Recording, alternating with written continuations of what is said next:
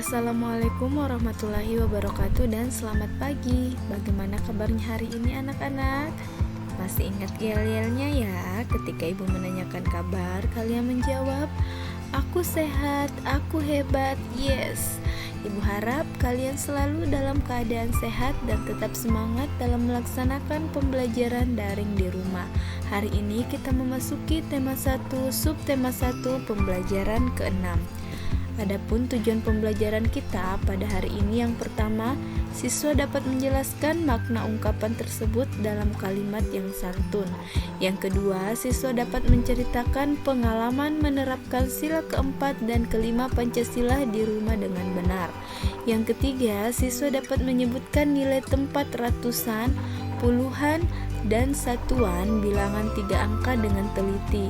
Yang keempat, siswa dapat menuliskan cara membaca bilangan 3 angka dengan benar.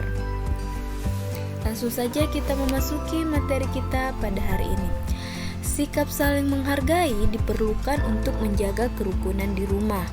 Ayah menghargai pendapat ibu, begitu pula sebaliknya. Kakak menghargai pendapat adik, begitu pula sebaliknya. Orang tua harus menghargai pendapat anak, begitu pula sebaliknya. Nah, sekarang untuk lebih memahami mengenai menghargai pendapat, bagaimana contohnya?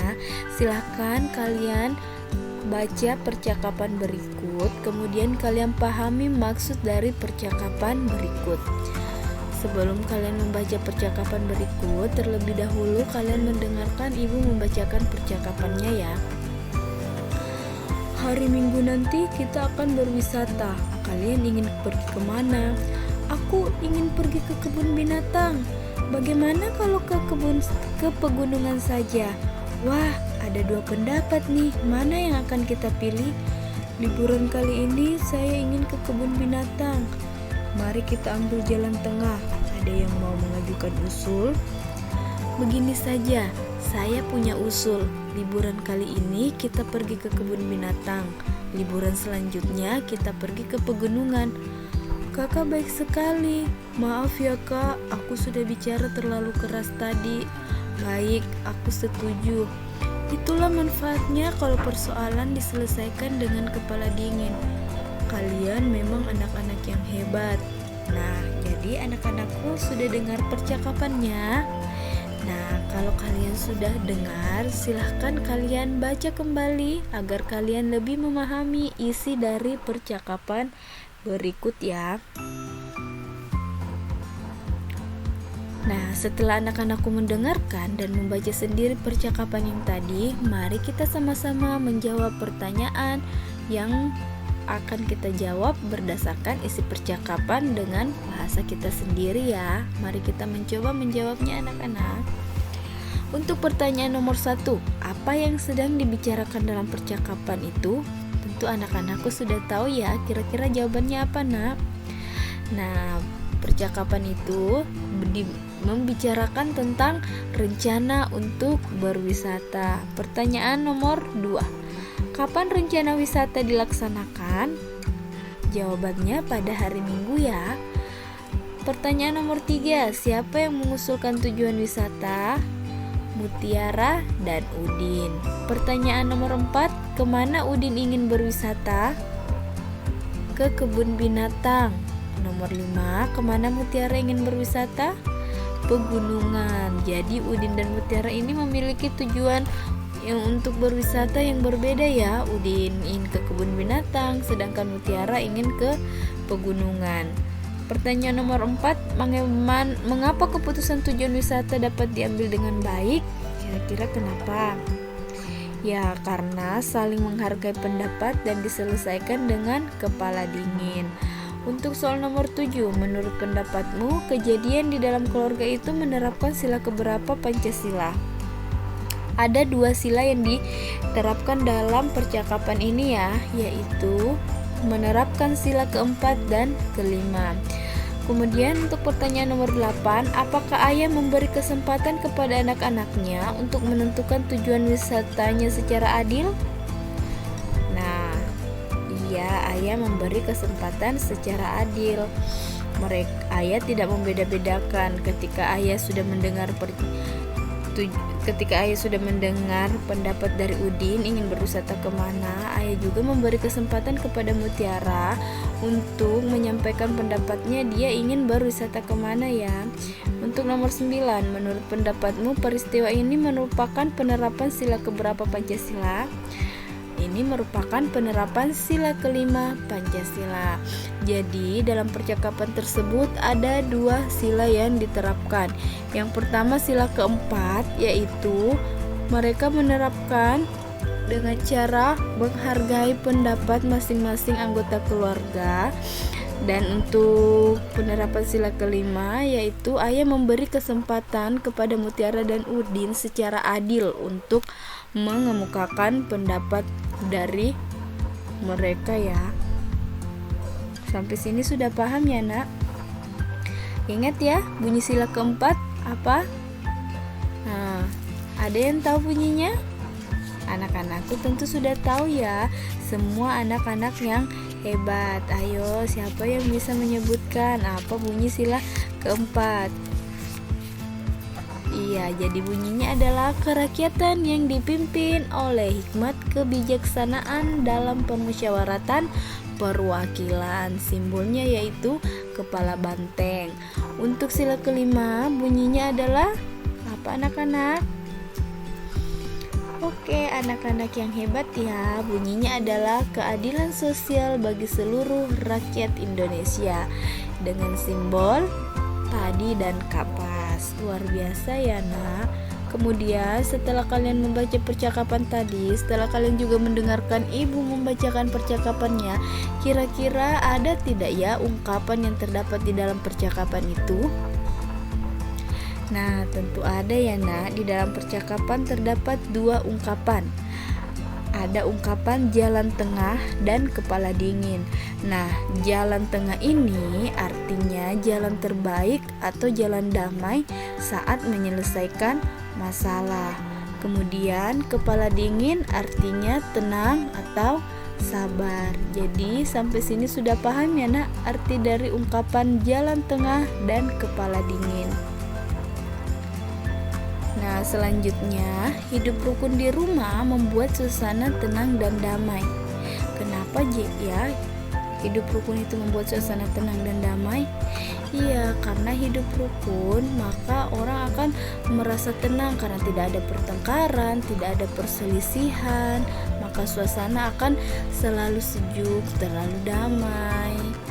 Itulah mengapa kita harus menerapkan hidup rukun di rumah. Kita harus menjaga kerukunan antar anggota keluarga agar kita selalu merasa tenang, agar kita selalu merasa terhindar dari perselisihan dan pertengkaran. Sekarang coba kita jawab sama-sama ya untuk melengkapi percakapan ya, untuk melengkapi teks bacaan berikut. Nah, untuk pilihannya kita bisa pilih kata-kata yang berada di dalam kotak ini. Kita coba menjawabnya ya. Berwisata ke kebun binatang. Tujuan berwisata telah ditentukan dengan cara bermusyawarah. Setelah terjadi perbedaan, akhirnya keputusan dapat diambil jalan tengah. Akhirnya tiba waktunya untuk berwisata. Pagi-pagi Udin sudah bangun. Ibu, kakak, dan Udin sedang mempersiapkan bekal. Ayah sedang menyiapkan mobil. Setelah siap, mereka berangkat naik mobil. Jalan tidak macet, sehingga mereka cepat sampai. Ayah memarkir mobil. Ibu dan Udin dan kakaknya antri membeli tiket masuk. Nah, tadi sebelum memasuki kebun binatang, kita harus membeli yang namanya tiket. Nah, di sini ada contoh tiket masuk kebun buah. Saya mendapat tiket masuk kebun buah. Pada tiket masuk kebun buah tertulis nomor 354. Nah, nomor 354 ini terdiri dari berapa angka anak-anak? Ya, jadi bilangan 354 ini terdiri atas 3 angka. Ada angka 3, 5, dan 4. Anak-anakku masih ingat ya tentang nilai tempat? Nah, sekarang coba perhatikan nomor salah satu tiket masuk ke kebun buah yang bernomor 354. 354 digambarkan sebagai kubus satuan. Nah, contoh gambarnya ada di sini ya. Jika kita ingin menggambarkan angka ini ke dalam kubus satuan, maka contoh gambar kubus satuannya ada seperti ini. Nah, ini merupakan jumlah kubusnya sebanyak 300. Yang ini jumlah kubusnya sebanyak 50, dan yang ini jumlah kubusnya sebanyak 4. Jadi jika kita jumlahkan 300 ditambah 50 ditambah 4, maka banyak kubusnya ada 354. Nah, 354 ini kita tuliskan kalimat matematikanya, kita tuliskan cara bacanya, dan kita tuliskan bagaimana nama bilangannya. Nah, ini ya, dibaca 354. Sampai sini paham ya anak-anak ya? Nah, coba kita lihat contoh lainnya. Contoh lainnya ada bilangan 454. 454 digambarkan sebagai kubus satuan. Nah, jika kita menggambarkannya dalam kubus satuan, maka gambarnya akan seperti ini ya. Ini jumlah kubusnya ada 1, 2, 3, 4, artinya 400. Kemudian ditambah dengan 50 dan ditambah dengan 4. Jadi 400 ditambah 50 ditambah 4, banyaknya kubus ada 454. Nah, dibaca 454. Selanjutnya kita memasuki tugas kita pada hari ini. Tugas pertama kalian ada di halaman 43 ya. Kalian silahkan ceritakan peristiwa terjadinya keadilan di rumah kalian.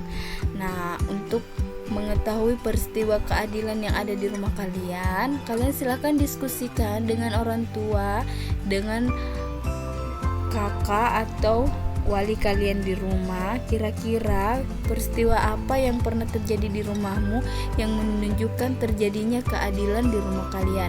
Silahkan kalian kirimkan tugas kalian ini dalam bentuk voice note ya. Jadi direkam saja suaranya, kemudian kirimkan ke WA pribadi ibu.